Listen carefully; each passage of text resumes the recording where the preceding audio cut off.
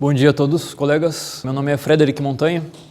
O nome dessa atividade que eu proponho, que tem um tempo máximo de 3 horas, mas acredito que nós não vamos nos aproximar dessa duração. Será uma breve introdução a diversos conceitos do que se entende por antropologia, da sociologia cultural, filosofia da história e outros assuntos muito interessantes que dizem respeito à humanidade em si, como desde tempos imemoriais o ser humano percebe a si mesmo, percebe a sua própria cultura e o seu mundo à sua volta, né?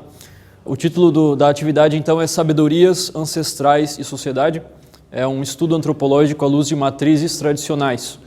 E aqui já de cara apresenta-se um conceito que será vital nos rumos da nossa atividade, que é o conceito de tradição. Tradição representa exatamente, do latim, o conceito de transmissão, tradere, trazer de um lugar até outro. Nesse contexto de antropologia e de filosofia da cultura como um todo, a tradição é, então, transmissão de saberes de uma geração a outra, de um espaço a outro, de um ser humano a um outro, de maneira que nós não temos mais um cerne de vivência individual apenas, mas um contexto coletivo, em que já há um tipo de comunicação, né? Então, a tradição diria respeito não só ao tempo, àquilo que foi antes e é hoje, né? Aquilo que será amanhã a partir do que é hoje, mas também um contexto de espaço, né? Aquilo que nós somos aqui hoje, em Santana do Livramento, por exemplo, e aquilo que quais são os motivos da existência numa compreensão mais profunda em um outro espaço, e como há esse compartilhamento, essa comunhão de diversos aspectos entre diversas culturas, né? Todas dizendo respeito a esse conceito muito interessante de transmissão de saberes.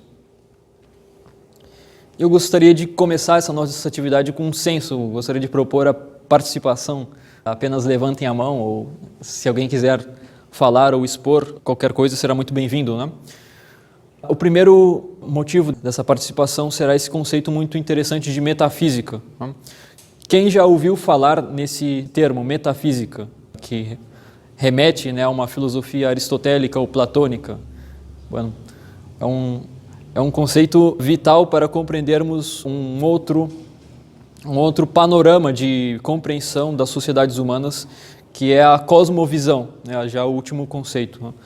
A cosmovisão seria um conjunto de valores, um conjunto de noções comuns a uma determinada cultura, que pode ser expressada por um indivíduo, pode ser rejeitada, é claro, por esse indivíduo, mas é um tipo de noções inatas que são levadas a cabo desde um cerne de uma cultura ancestral, e a partir desta vivência deste ser neste meio, esta cosmovisão é expressa de diversas formas. E a metafísica expressa exatamente uma cosmovisão transcendentalista, ou busca retomar um estudo de algo que transcende a matéria. E aí entram esses dois conceitos de transcendentalismo e materialismo, que seriam os dois grandes subprodutos da filosofia metafísica, né? Ou da área metafísica dentro das discussões filosóficas desde tempos mais primordiais, desde Hermes Trismegisto, né, e Aristóteles, né? O transcendentalismo, então, seria uma cosmovisão que admite que há uma existência de diversos planos da vida, da existência mesmo. Além de diversos planos, há como que dimensões. Há uma dimensão espiritual no ser humano, ou seja, o ser humano não é apenas um organismo mecânico ou um organismo puramente biológico, mas ele é dotado de algo a mais. Ele é dotado de um motor primordial ou de uma consciência que remete a algo não físico, algo que transcende o físico, portanto metafísico, né? E o materialismo já seria aquela cosmovisão terrestrializada, como diria o filósofo marxista Antônio Gramsci, aquela cosmovisão que só admite o sensível, que só admite aquilo que pode ser comprovado empiricamente, que não admite, portanto, que o ser humano tenha uma dimensão além da puramente biológica, e a partir disso orienta-se, né, uma cosmovisão na qual o ser humano sempre vai se orientar pela satisfação dos seus aspectos mais físicos mesmo, né? A persecução dos objetivos econômicos como essa transmigração de vivência humana daquilo que é a sua cosmovisão em contornos materiais, né? Então há essa grande oposição, esse grande choque de cosmovisões dentro de um aspecto geral do que é a história das ideias no mundo inteiro, né? Não apenas no Ocidente, mas também isto se expressa em todos os espaços, em todas as culturas. E, portanto, de uma cosmovisão transcendental, né, de uma cosmovisão que admite, portanto, esta existência do além da física, e uma cosmovisão que, como eu dizia, expressa uma primazia do material sobre outros aspectos ou outras condições humanas, né? E posteriormente nós vamos observar que todas as civilizações ancestrais, tradicionais, em todos os continentes, qualquer povo da antiguidade ou da contemporaneidade que nós formos analisar, que manifesta aspectos tradicionais na sua vivência, não é? Ele se pauta por uma cosmovisão transcendentalista. E dentro desse transcendentalismo existe esta concepção do espiritualismo, ou seja, sociedades que se pautam fortemente pela concepção de um campo espiritual que não é apenas imanente, né? Não é apenas uma noção de cultura, de noção de uma ancestralidade que existiu, mas também uma noção transcendente de que tanto o campo terreno, né, ou essa dimensão da existência, quanto a dimensão intelectual do ser humano, elas são perpassadas por uma outra dimensão, que é a dimensão do campo espiritual. E aí nós entramos na dimensão do sagrado nessas sociedades tradicionais, de espaços sacralizados, de ritos de passagem, de diversas formas de ritualística e liturgia, de elementos realmente sacralizados dentro dessas sociedades, da compreensão do que é o divino, da compreensão do que são as entidades espirituais. Enfim, nós temos uma série de noções que derivam a partir desta cosmovisão ou dessa orientação cosmológica até mesmo do universo, né? Entrando também a ideia da sacralização do universo e da compreensão de um componente astrológico que transcende o astrofísico, né? E a partir desta conceituação de cosmovisão tradicional, nós chegamos a esse conceito muito discutido, muito abrangido por diversas matérias na contemporaneidade, que é a da espiritualidade, né? E muito se fala, a partir dos anos 20, do século XX, na filosofia ocidental, a respeito da diferenciação entre religião e espiritualidade. É uma discussão muito interessante, alguns equívocos muito graves que se cometem nesse campo, né? Quando se fala de uma dimensão religiosa que se afasta ou se contrapõe ao que seria uma espiritualidade pura. Nós vamos ver depois o que isso significa. E aqui fica uma pergunta, né? Se alguém já refletiu, ou já exerceu, ou já pautou-se por algum tipo de espiritualidade, né? Manifeste-se quem gostaria de responder isso, né? Algum tipo de compreensão, de exercício realmente de uma espiritualidade, de uma dimensão metafísica, né, de si. Uma outra coisa muito interessante quando nós discutimos sabedorias ancestrais e cosmovisões tradicionais é o contato com as gerações anteriores, né? Gostaria de perguntar aos colegas, né, houve esse contato com os avós, com até mesmo pais, tios, pessoas ancestrais que, de certa forma, transmitiram algum tipo de conhecimento, algum tipo de saber em diversos termos espirituais ou crenças, né? Nós temos na discussão contemporânea o que se chama até mesmo de superstição. Por exemplo, a minha avó, quando chovia muito forte, tinha uma tormenta, algo que poderia trazer estragos, enfim, derrubar uma árvore ou prejudicar a vida comum das pessoas, né? Ela fazia algum tipo de ritual que ela expunha uma cruz feita de ervas na mesa da cozinha e fazia uma oração. Então, uma pessoa com um tipo de cosmovisão mais materialista vai chamar isso de superstição, vai dizer que isto é uma crendice, é até uma ignorância, né? Acreditar que um ritual ou uma oração realizada nesse sentido terá algum tipo de efeito de proteção ou de comunicação com um mundo espiritual, não é? Uma pessoa com uma compreensão mais transcendentalista ou mais espiritualista verá isso como uma prática, no mínimo, interessante, com um tipo de conhecimento que passou de geração em geração, onde há como que uma magia das ervas ali bastante interessante, não é? Uma manipulação de elementos sutis da natureza com o intuito de, a partir desses elementos, orientar-se por uma prática espiritual, não é? E são diversos os tipos de práticas, né, que as antigas gerações, os antigos realizavam, né? Aqui seria demais nós entrarmos em todos os tipos, em todos os usos e costumes, né, que não apenas partem de um contexto puramente material ou puramente cultural, mas remetem a um fundo espiritualista, né?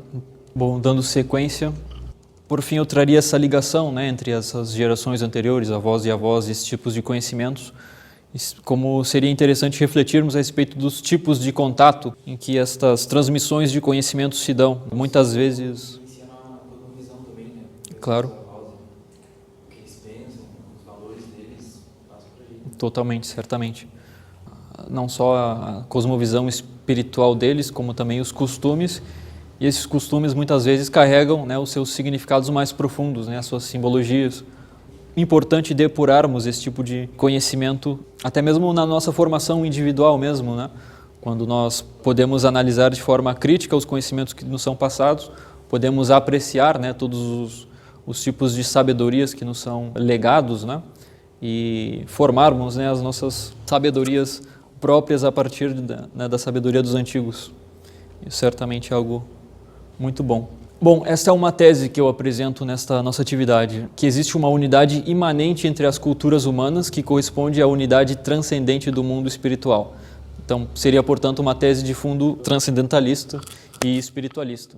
O que ela significa? Basicamente que todas as culturas humanas elas partilham elementos comuns.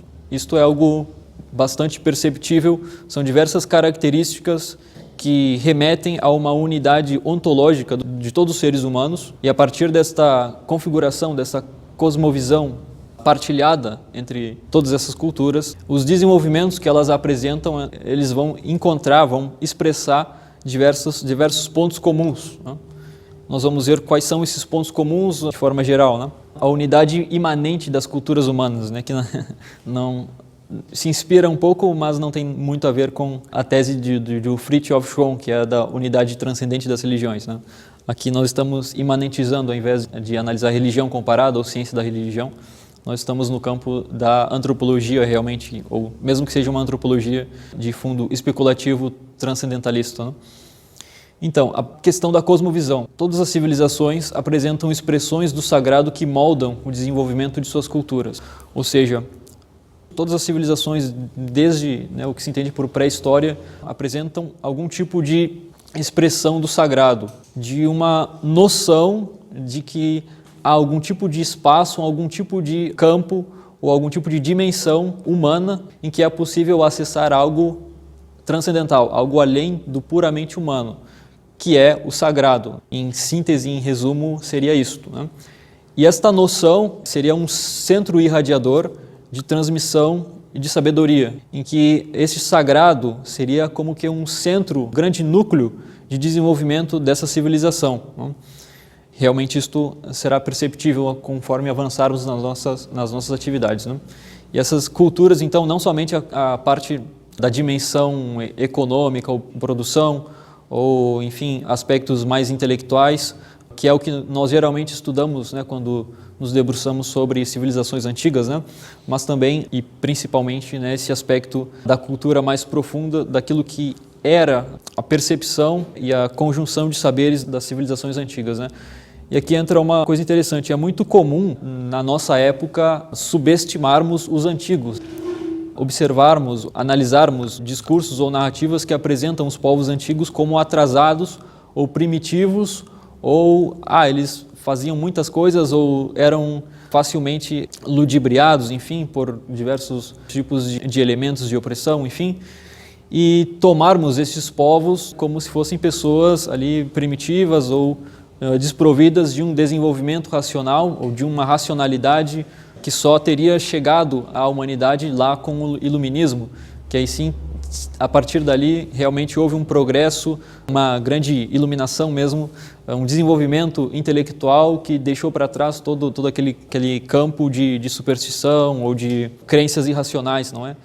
E analisando, né, isto é um paradigma extremamente forte, né, naquilo que era a antropologia nos seus começos e até mesmo a filosofia ocidental ali nos séculos 18 e 19, como isso ganhou realmente um tamanho de hegemonia dentro do pensamento ocidental, mas que é uma coisa que a ser desconstruída, não é? Observarmos como a racionalidade dos antigos simplesmente partia de princípios diferentes, distintos da racionalidade dos modernos. Simplesmente são cosmovisões distintas. Não se pode dizer que uma cosmovisão antiga seja inferior a uma cosmovisão de tipo moderno simplesmente por apresentar princípios distintos, né?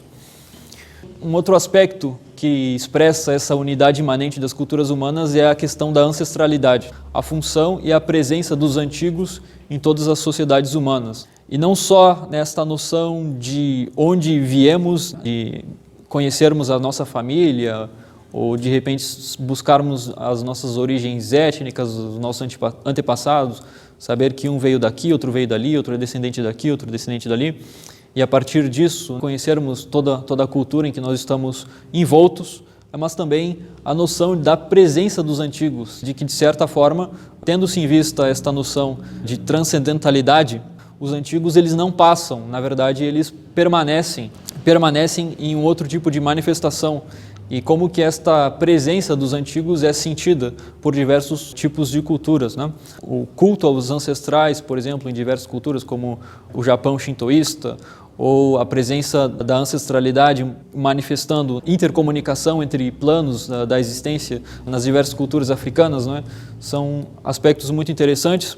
A própria expressão ocidental cristã ou oriental cristã, enfim, o cristianismo como sendo uma cosmovisão pluralista, enfim, em que percebem-se expressões desde a antiguidade, tanto no Oriente como no Ocidente, no seu surgimento. A questão da comunhão do plano terreno com a comunhão espiritual com os santos, que seriam aqueles que transcenderam a partir da sua morte para o plano terreno e transmigraram suas almas para o empírio celeste, né? Um outro aspecto de unidade imanente das culturas, já entramos ali no que seria a expressão mais material palpável, que é a escrita ou a oralidade, que basicamente conformam sistemas de registro e comunicação que permitem a preservação de conhecimentos e a comunicação intergeracional. Um sociólogo, enfim, antropólogo brasileiro muito conhecido, Gilberto Freire, ele pautava-se muito caracteristicamente por defender a honra dos analfabetos, né?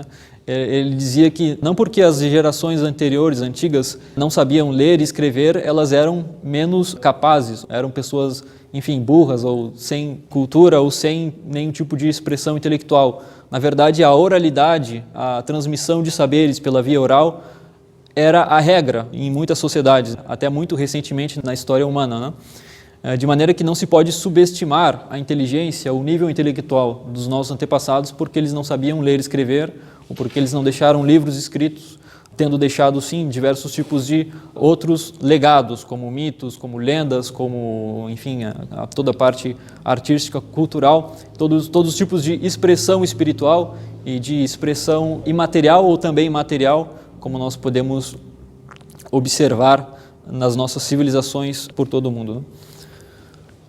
Outros aspectos que refletem essa unidade imanente das culturas humanas, a organização política, né? As civilizações elas sempre projetam uma estrutura política organizada como um Estado, não necessariamente um Estado, mas um exemplo é o Estado, né?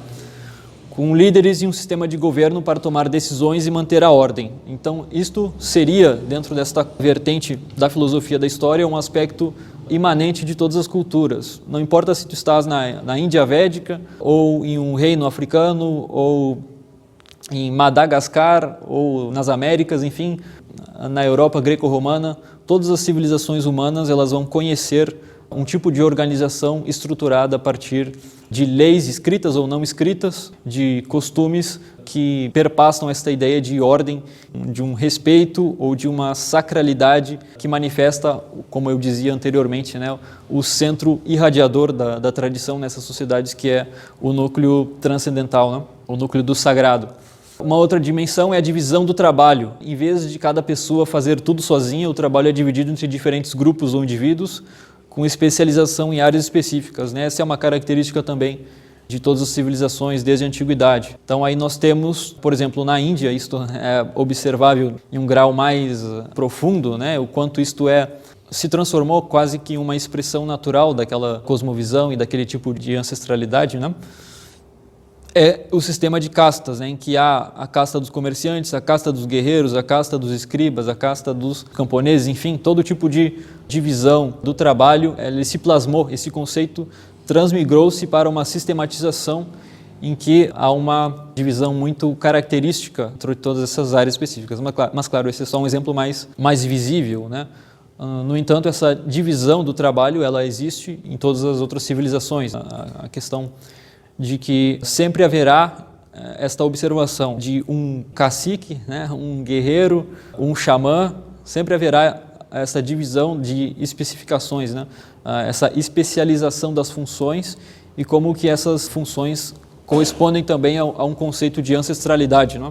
Como que a casta sacerdotal vai se reproduzindo de geração em geração, chegando até os seus tipos de transmissão mais desenvolvidos, por assim dizer, mais expressivos e mais abrangentes em diversos territórios.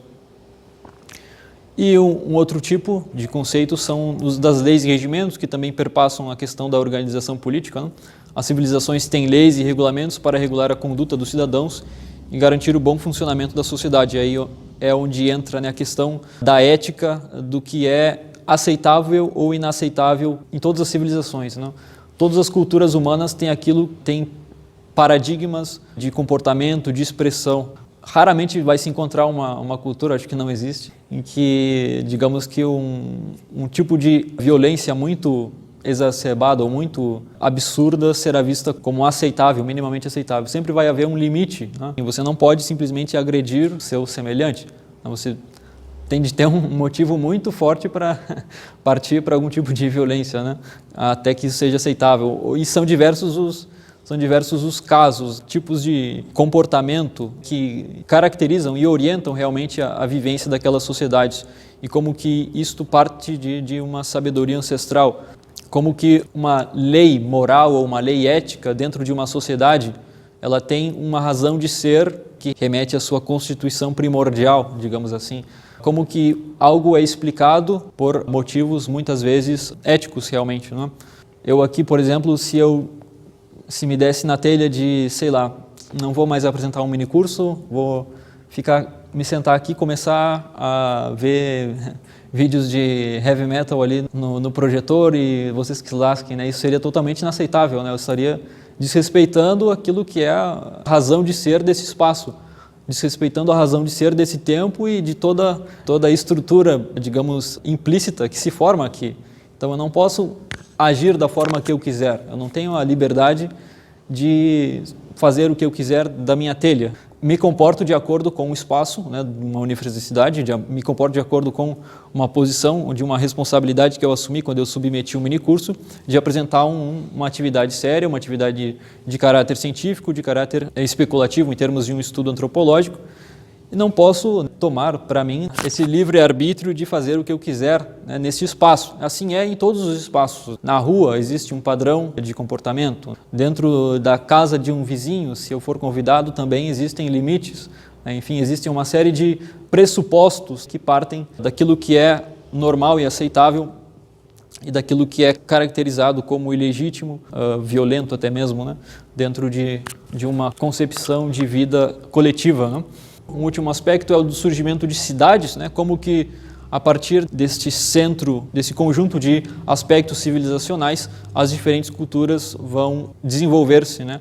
Até esses centros de cultura e poder sendo então elementos que distinguem as civilizações como um todo de grupos menores e grupos nômades. Como que as grandes civilizações, a Índia Védica, a Etiópia, enfim, sempre acabarão por centralizar esses seus aspectos de cultura e poder em torno disto que nós conhecemos como cidades, né? Mesmo as civilizações mais agrárias também terão seus aspectos urbanos também, né? E esta distinção sempre foi muito importante na antropologia, né? E para finalizar esta parte da unidade imanente das culturas humanas, um aspecto comum de todas as civilizações, e aqui entra a tese de Oswald Spengler, que foi um filósofo da história, que é a tese dos impérios. O desenvolvimento das civilizações leva à formação de estados, ou seja, estados grandes com poder de abranger vários territórios, né? E Oswald Spengler ele faz uma afirmação muito interessante e muito provocativa, né? Que todas as civilizações são obrigadas ao império. O que isso significa? Todo um centro cultural, toda uma grande cultura, uma grande civilização, por exemplo, a Índia Védica ou a China antiga, não é? Elas vão tornar-se impérios. Por quê? Porque um tipo de vida que alcança um patamar de poder e de consolidação e de expressão que foge aquilo que é basicamente material. Então você não tem só uma estrutura política, puramente política, e um exército e leis e um sistema judiciário. Sim, a partir dessa estrutura política também existe uma estrutura cultural. Então você é um centro irradiador de cultura. Todos os grupos que estão ao seu redor, eles vão ser afetados, eles vão ser influenciados por esse centro irradiador de cultura, não é? Querendo ou não, mesmo que uma civilização seja altamente isolacionista, se ela alcançar um patamar de expressão cultural relevante, não importa, né? Os grupos, os assentamentos humanos que estão ao seu redor vão ser, de uma forma ou de outra, influenciados. E aí vai entrar a questão do imperialismo cultural, que vai ser uma constante na história humana, né? Aqui analisando em um aspecto puramente realístico. Querendo ou não, nós somos influenciados por grandes impérios. E se fala bastante em relações internacionais contemporâneas que o grande império da contemporaneidade são os Estados Unidos. Dificilmente nós vamos viver totalmente apartados daquilo que é a cultura norte-americana. Nós vamos ser atingidos por expressões culturais, artísticas, enfim, políticas mesmo, ideológicas, todo tipo de aspectos de vida coletiva daquele povo, daquele império, daquela cultura, será introjetada em outras culturas, simplesmente por ser uma civilização que poderia não ter o tamanho, a dimensão territorial que tem, mas tem esta profusão, esse poderio, que não é apenas político e militar, mas também é cultural, ideológico e econômico, claro. Assim também, por exemplo, quando nós analisamos o caso do Japão, como aquela dinastia, ela irradiou-se por todo o arquipélago de uma forma muito interessante, quanto esta identidade cultural acabou por consolidar um tipo de império ali, mesmo que ainda não tendo essa nomenclatura, né, mas um tipo de civilização que partilha de vários aspectos comuns, né? Quanto àquela civilização do Extremo Oriente, ela foi moldada, né, por esse processo de império e de irradiação de uma cultura, né?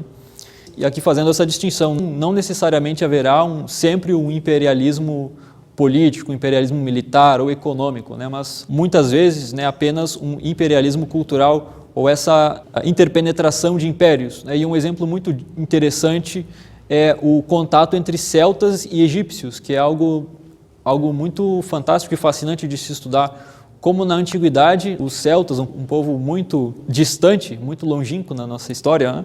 Ele entrou em contato com os egípcios, e como as castas sacerdotais e como aspectos das duas civilizações entraram em contato, né? Não houve ali um embate militar, ou um embate político, ou nenhum tipo de interesse de dominação de uma civilização para outra, mas houve uma irradiação bastante sentida, né, das duas culturas. Né?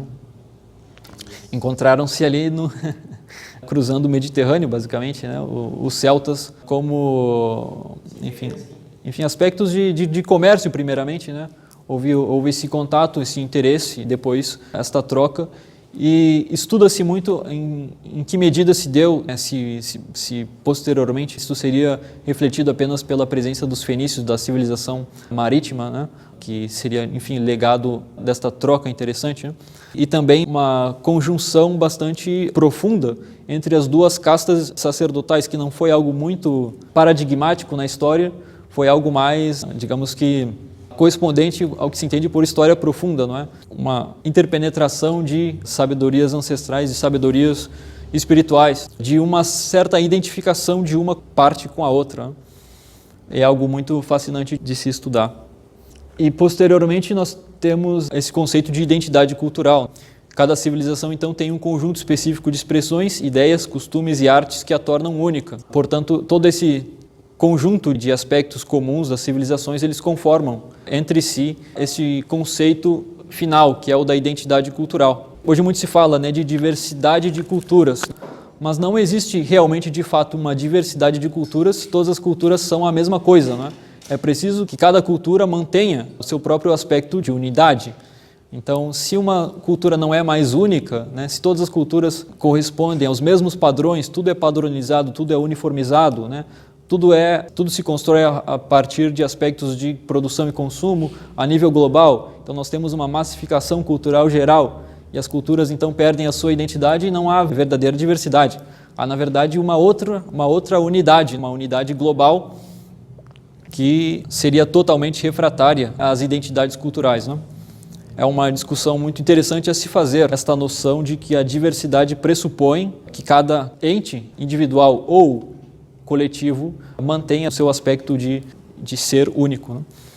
E que eu trago um filósofo moçambicano de Moçambique, que eu conheci bem por acaso, eu conheci ele escutando rádio, uma entrevista no rádio que ele deu, é o Severino Nigoenha. Moçambique é um país lusófono, então são nomes bastante derivados da língua portuguesa, né? Ele apresenta essa frase, esse insight, e diz ele: seguimos invocando o espírito, seguimos pensando em transcendentalidades, ao mesmo tempo em que as crenças dos povos são feridas pelo desprezo dos poderosos.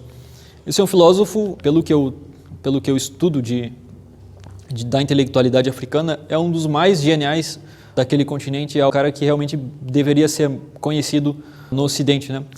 E ele pensa as sociedades africanas e as sociedades como um todo, não é?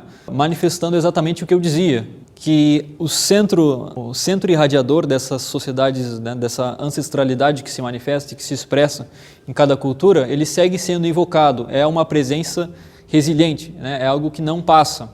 Segue-se pensando em termos transcendentais, muitas vezes, né?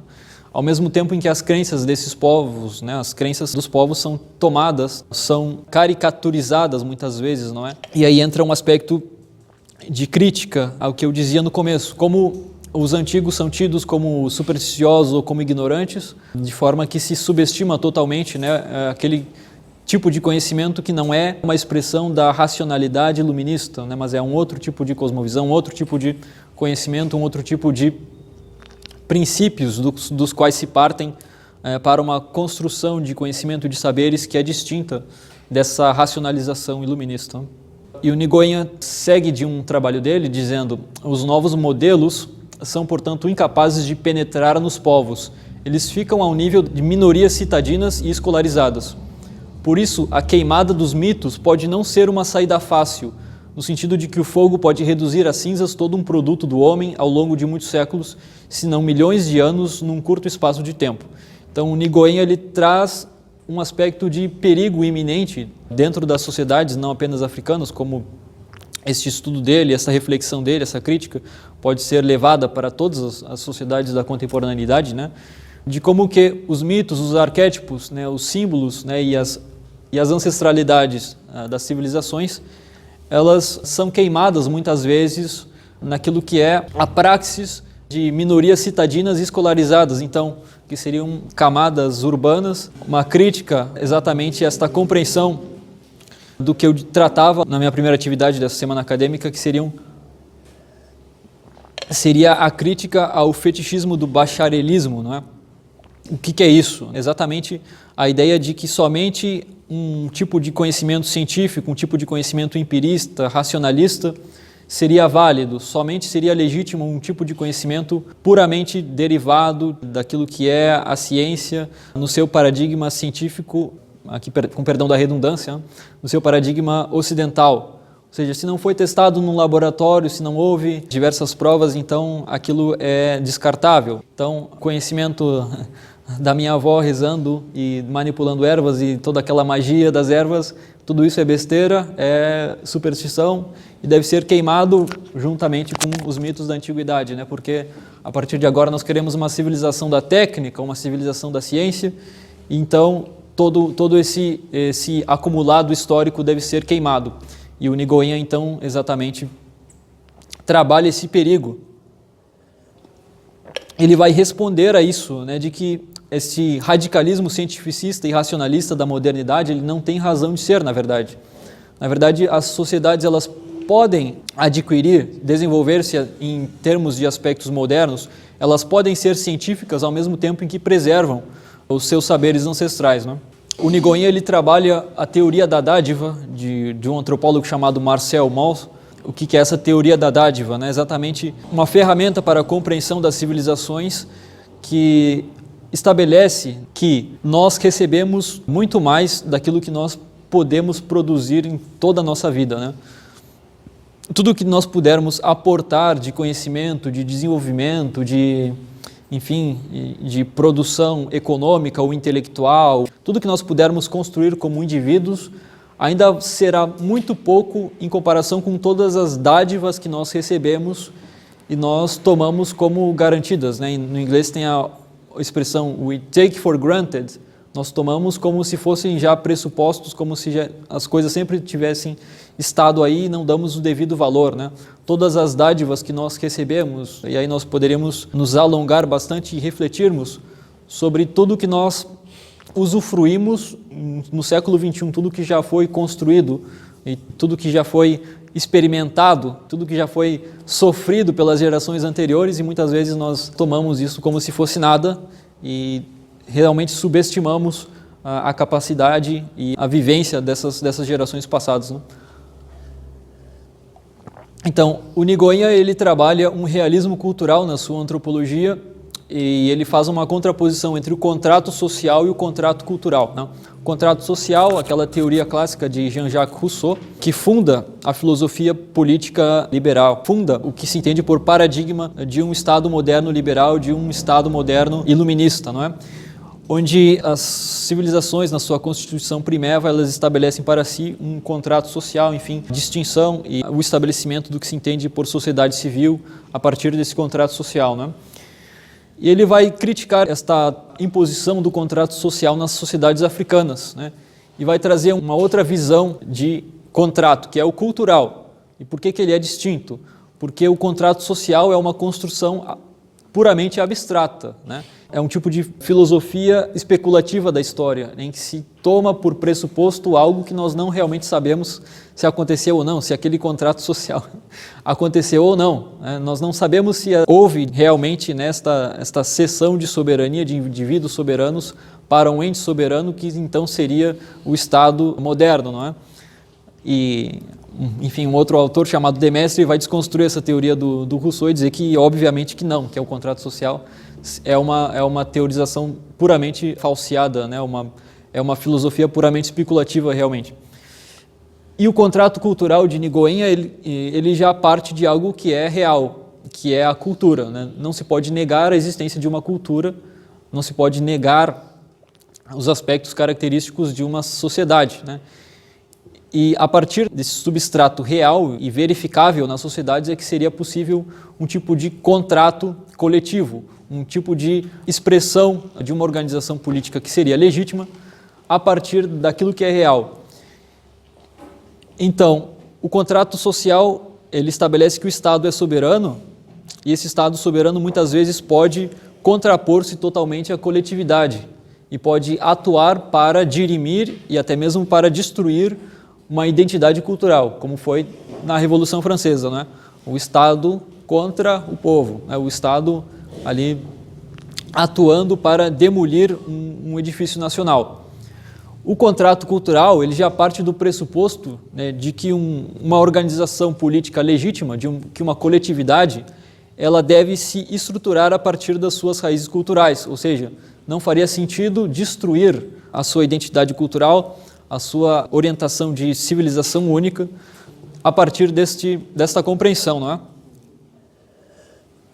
Não sei se ficou muito claro essa distinção, se temos alguma dúvida. É uma proposta bastante original e bastante genial desse filósofo, né? De distinguir aquilo que é uma construção abstrata daquilo que é uma construção calcada em um realismo cultural, né? E o Nigoin, ele então trabalha esta dupla questão, esses dois elementos dentro das sociedades africanas e que também são elementos de todas as civilizações, são elementos compartilhados.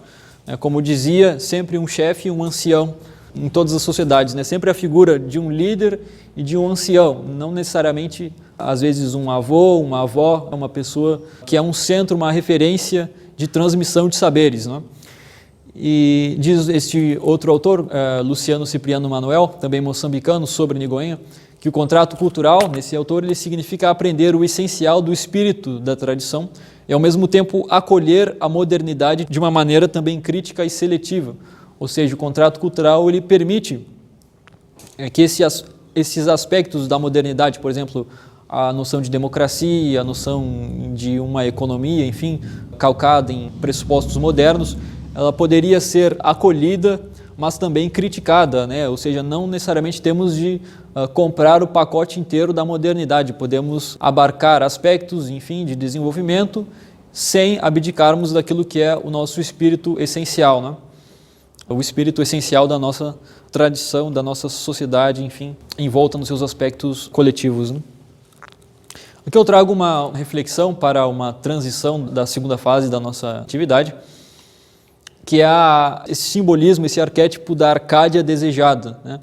Diz um autor francês: toda nação carrega uma tradição, um reino interior, um sussurro de tempos antigos. É um aspecto comum, a frase já diz isso, de como o ser humano ele muitas vezes expressa na arte, na literatura ou na sua espiritualidade uma Arcádia desejada, né?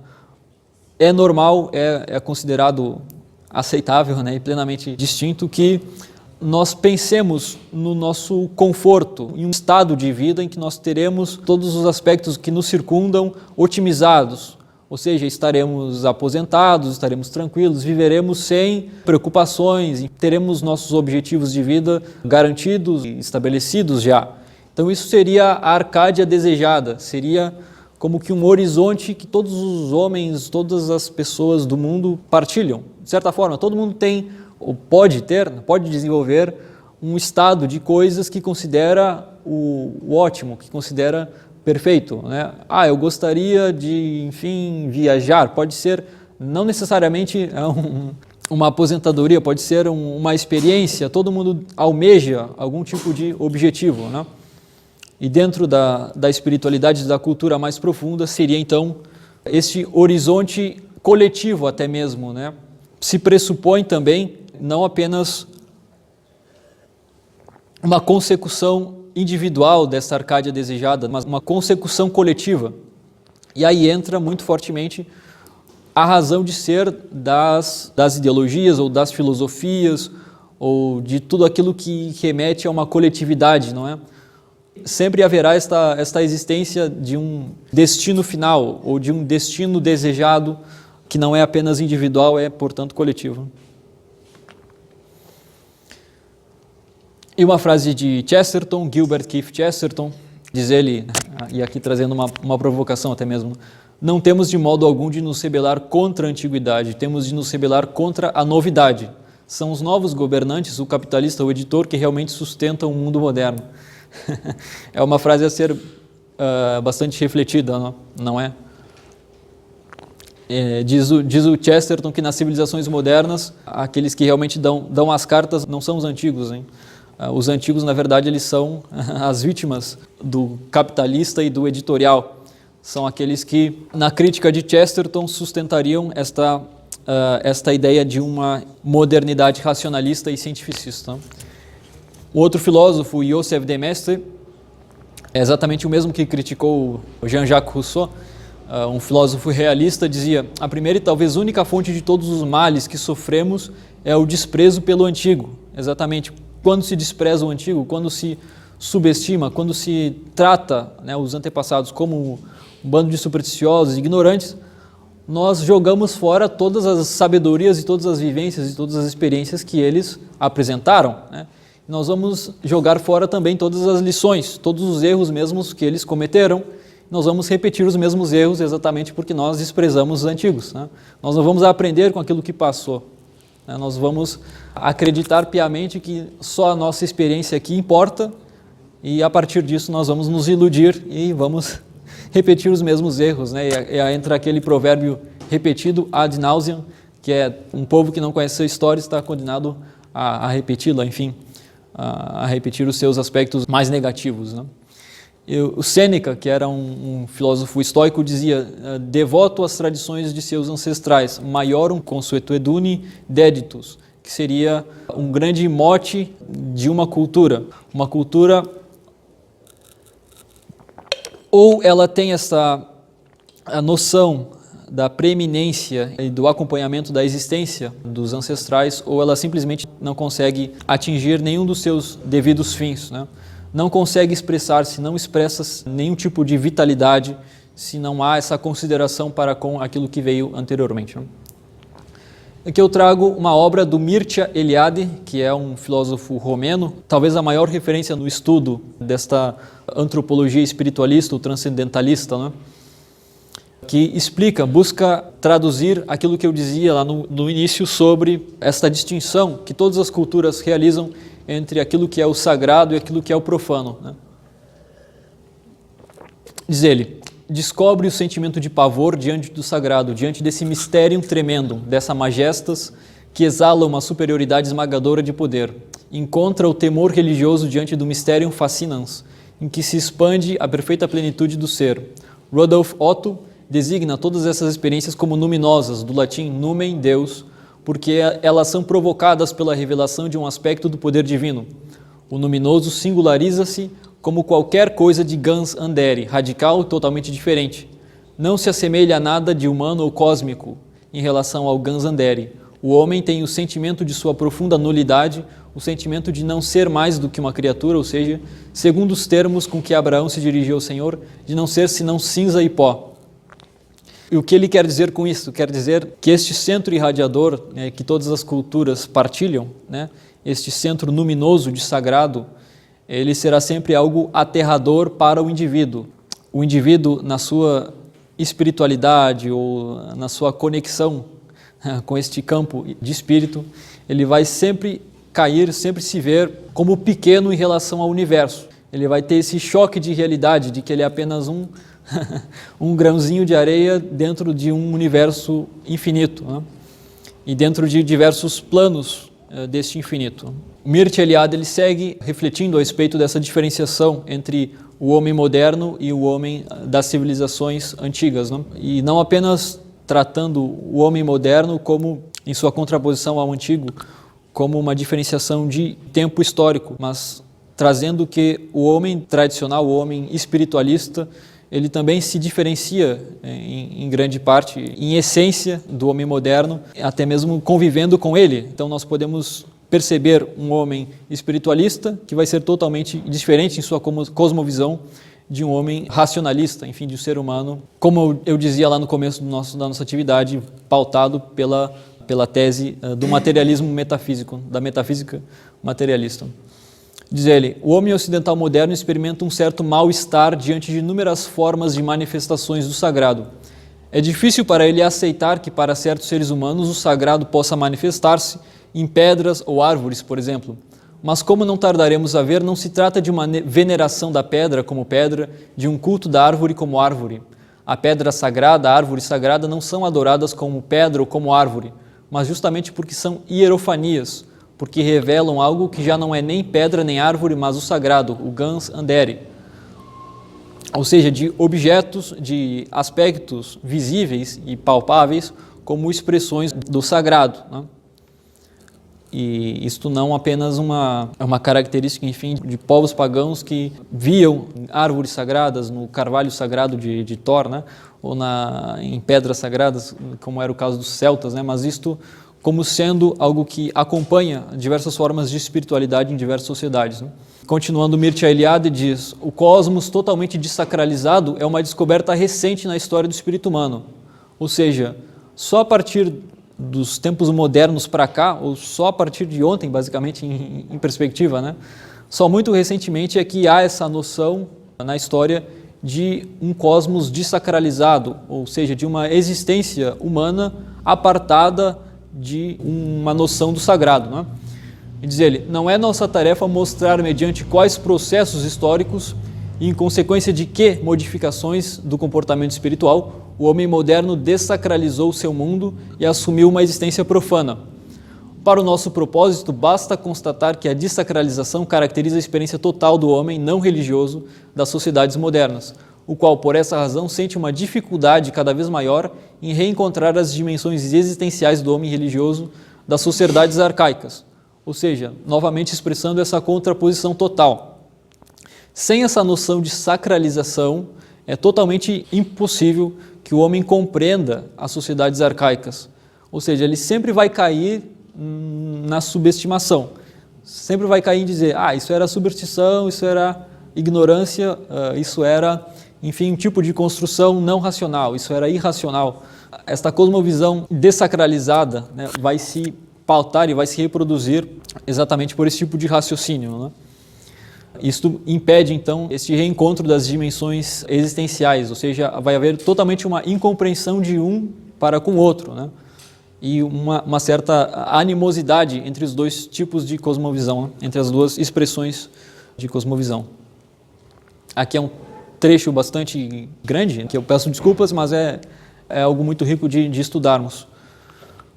Continua Mircea Eliade: os simbolismos e os cultos da terra-mãe, da fecundidade humana e agrária, da sacralidade da mulher, etc., não puderam desenvolver-se e constituir um sistema religioso, amplamente articulado, senão pela descoberta da agricultura. É igualmente evidente que uma sociedade pré-agrícola, especializada na caça, não podia sentir da mesma maneira, nem com a mesma intensidade, a sacralidade da terra-mãe. Há, portanto, uma diferença de experiência religiosa que se explica pelas diferenças de economia, cultura e organização social, numa palavra, pela história. Contudo, entre os caçadores nômades e entre os agricultores sedentários, há uma similitude de comportamento que nos parece infinitamente mais importante do que suas diferenças. Ou seja, em síntese, mesmo com todos esses tipos de diferenciações, né, econômicas, culturais, sociais, que possibilitavam tipos de expressão espiritual dessemelhantes, não é? Há uma unidade entre todos esses tipos, né? Há uma similitude de comportamento que nos parece infinitamente mais importante do que suas diferenças, então. Tanto uns como os outros vivem num cosmos sacralizado. Uns como os outros participam de uma sacralidade cósmica, que se manifesta tanto no mundo animal como no mundo vegetal. Basta comparar suas situações existenciais às de um homem das sociedades modernas, vivendo num cosmos dessacralizado, para imediatamente nos darmos conta de tudo que separa esse último dos outros. Do mesmo modo, damos-nos conta da validade das comparações, ou seja, do quanto isso acaba sendo decisivo para todo o desenvolvimento da antropologia, essa diferenciação deste homem das sociedades modernas como um subproduto recente de um tipo de filosofia materialista, né? E trazendo de novo o Nigoenha, ele critica e se utiliza dessa compreensão do Mircea Eliade para estabelecer que quando a antropologia chegou na África, quando os antropólogos chegaram lá no continente para buscar compreender aquelas sociedades individualmente, né, eles se viam como cientistas descobrindo o outro, né, descobrindo um tipo civilizacional totalmente dessemelhante, e eles não conseguiram conhecer, não conseguiram compreender a lógica, a sabedoria daquelas sociedades, porque eles foram incapazes de se colocar no lugar do outro. Eles não foram capazes de compreender a cosmovisão sacralizada daquelas sociedades. Então, eles não conseguiram compreender nada. Então, não fazia nenhum sentido para eles. Eles vão explicar como irracional, como supersticioso, simplesmente porque eles se pondo como científicos, né? E aí caindo no vício, na visão do Nigoenha e do Mircea Eliade, no vício do cientificismo, né? No vício desse empirismo radical, eles então vão subestimar esses povos e a antropologia vai ser totalmente viciada desde a sua, né, raiz, desde o seu desenvolvimento mais inicial. É por isso que é tão decisivo, é tão importante para esse tipo de estudos, essa compreensão. Aqui eu trago uma outra reflexão muito interessante, também que diz respeito à unidade imanente das culturas humanas, que é essa tese do Eric Voegelin sobre a monarquia temporal como um espelho da monarquia celeste. Aí eu trago esta citação de Eric Voegelin, que é um filósofo mais recente. Diz Eric Voegelin, eu vou pegar um livro aqui. Em Homero, e aí ele trazendo um arquétipo grego, como na Mesopotâmia, a sociedade dos homens é duplicada por uma sociedade dos deuses. A ordem dos guerreiros aristocráticos sob um rei corresponde à ordem aristocrática dos deuses olímpicos sob um monarca poderoso, mas limitado.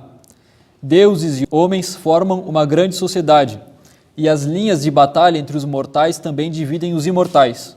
No entanto, por mais importantes que sejam esses paralelos entre as formas simbólicas micênicas e mesopotâmicas, eles devem ser considerados secundários em relação a uma diferença decisiva. Os deuses homéricos quase perderam seu caráter de forças cósmicas e poderes celestiais. Eles são humanizados na medida em que é possível conceber deuses antropomorficamente sem destruir sua divindade.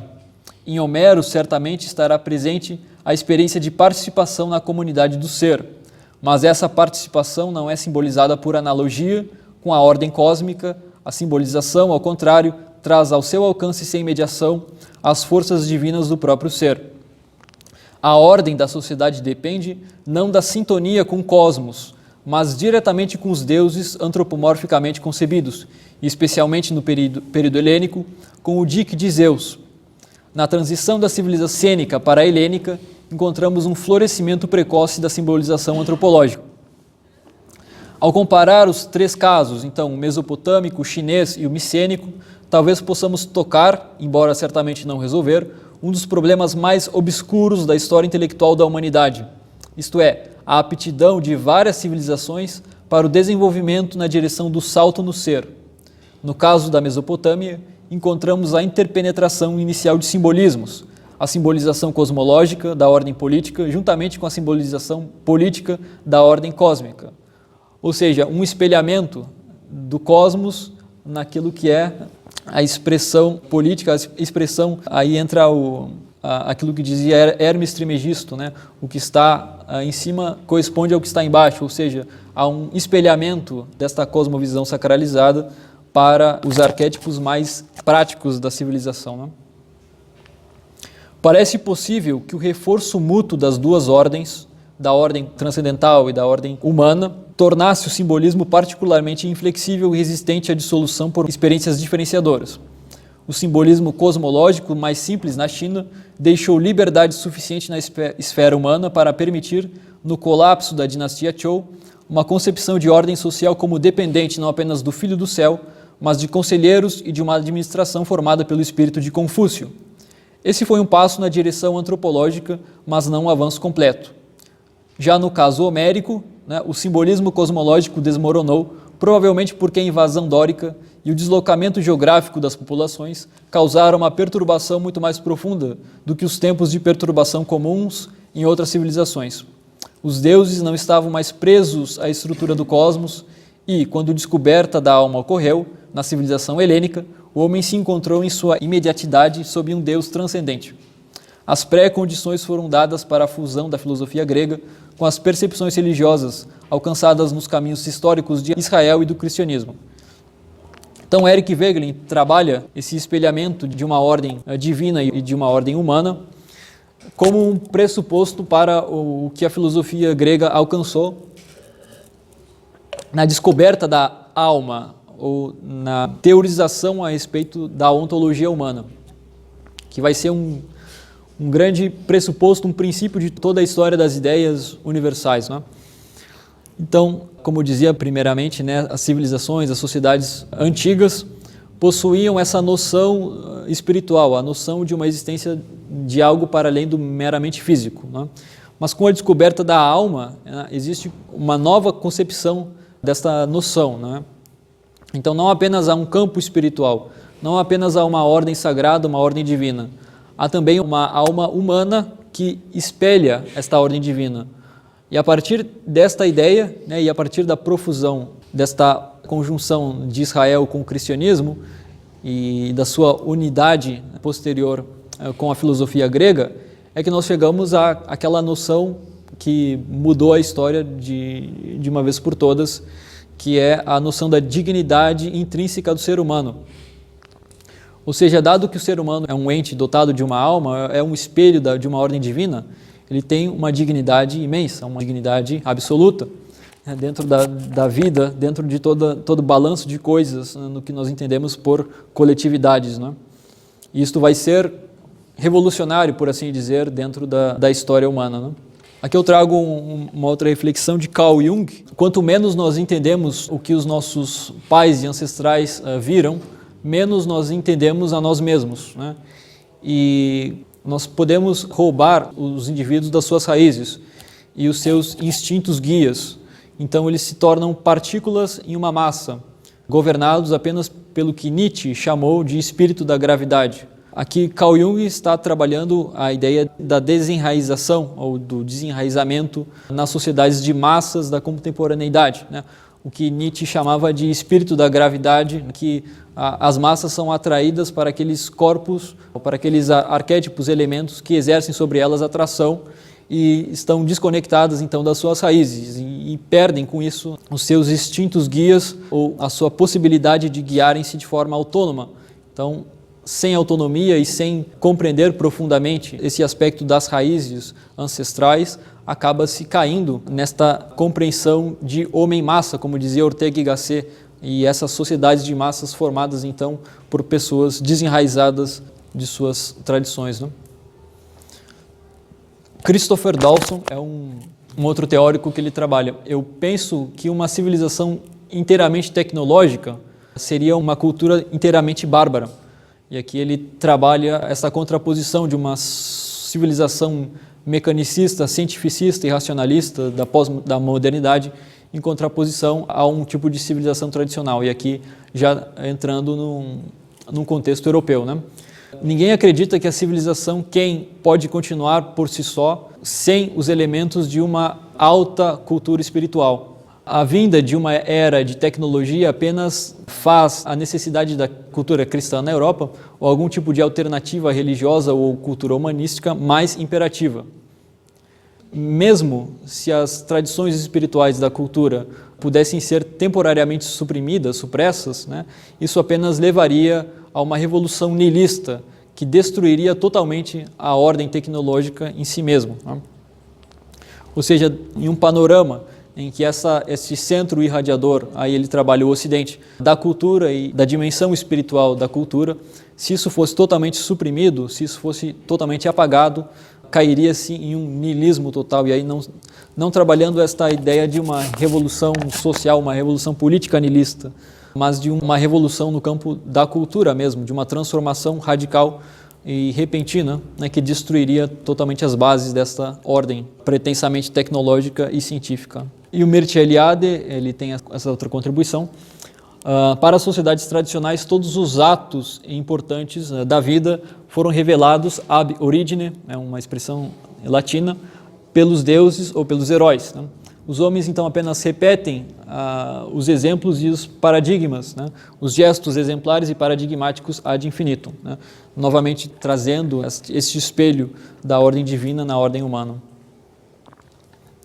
E um outro autor que trabalha muito a ideia da modernidade como uma distopia, né? Ou como um avanço rumo a uma distopia, é o Julius Evola, trazendo também essa compreensão antropológica e cultural. Ele diz: é um erro absoluto acreditar que o Estado ele poderia ser qualquer outra coisa, senão uma civitas diaboli, ou uma cidade do diabo, uma cidade diabólica, se ele não suscitasse a si mesmo como um império.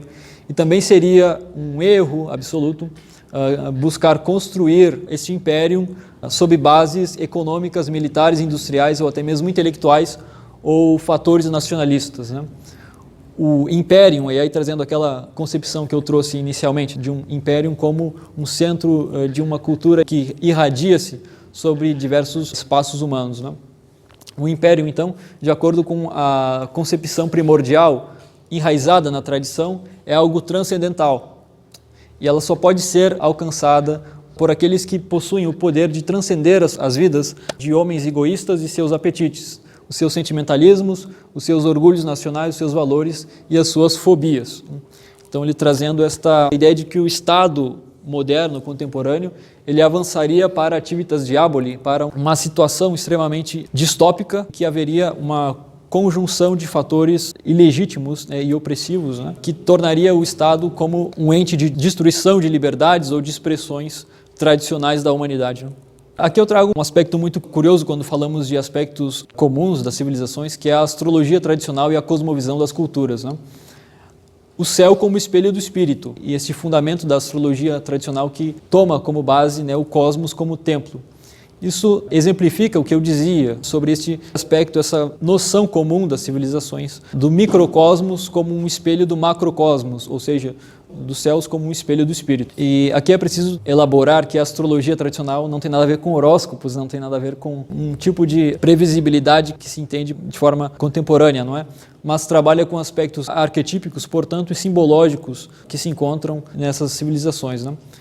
O princípio da correspondência hermético, né, o que está em cima é como o que está embaixo, traduz esse estudo das civilizações e seus zodíacos, desde a Babilônia e o nascimento da astrologia celeste, e depois a astrologia védica, o Jyotisha e o Dharma cósmico. É muito interessante analisarmos como as civilizações construíram esse tipo de sabedoria que posteriormente foi consolidar-se na astronomia, não é? Mas em uma compreensão mais profunda. Inicialmente, a astrologia e a astronomia correspondiam a uma coisa só, correspondiam àquilo que se entende por uma ciência sagrada, uma ciência que estudava os aspectos simbólicos e arquetípicos do universo, dos astros e suas correspondências com expressões humanas. E como isto se manifestou através da história, correspondeu em diversas culturas e diversas formas. Posteriormente, o Egito e as relações entre os deuses e as constelações, e que a partir desse legado egípcio e das civilizações anteriores, chegar-se-á a astrologia greco-romana e a ideia das harmonias das esferas, e aí a cosmologia greco-romana já aparece como uma transição da antiguidade para o mundo cristão, como uma compreensão do cosmos, do total, do holístico, como esferas. Então nós temos a esfera mais comum, a esfera humana, posteriormente uma esfera angélica, e depois a esfera divina, enfim, diversos mundos e planos que se explicam por esse estudo metafísico e óbvio que transcende as ciências sagradas, mas já nos leva a um estudo até teológico.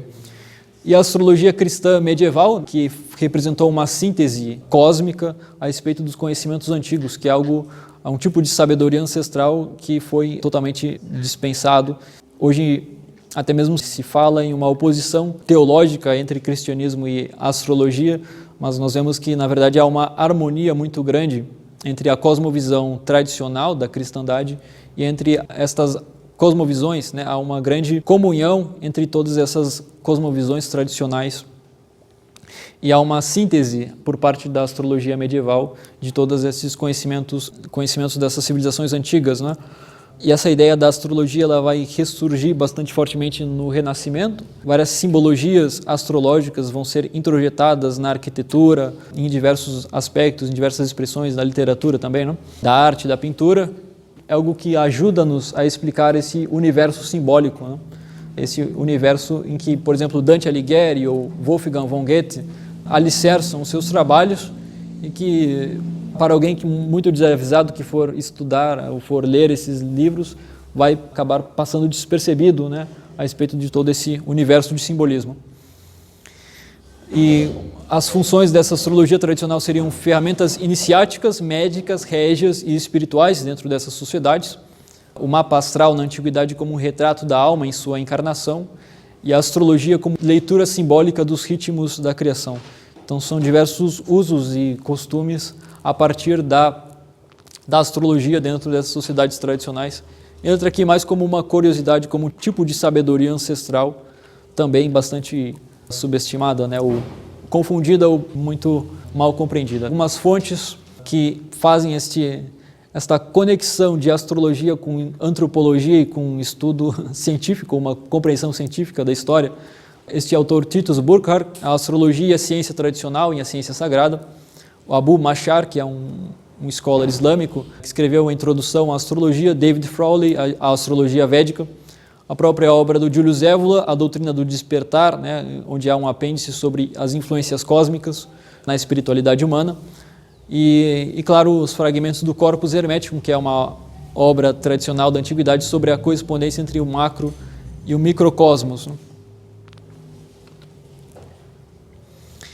e René Guénon e Júlio Zévola, trazendo esses dois autores muito interessantes, como eles trabalham essa ideia da realeza e do sacerdócio nas sociedades tradicionais, algo que é vital compreendermos novamente para a melhor compreensão histórica. Não sei se há algum tipo de dúvida ou questão ou comentário a se fazer a respeito de toda essa parte exposta até aqui. Acredito que não, então vamos passar para essa parte. Eu vou... São 9h38, ainda temos muito tempo. O que vocês acham de fazer um intervalo? Quem sabe tomar uma água? Já que nós já estamos perpassando diversas civilizações, pode ser um pouco cansativo para o pessoal. Né? Vamos fazer um intervalo de 5 minutos, talvez? E aí nós entramos no estudo da realeza e do sacerdócio nas civilizações. E como que isso nos diz respeito de muitas formas até hoje. Com licença.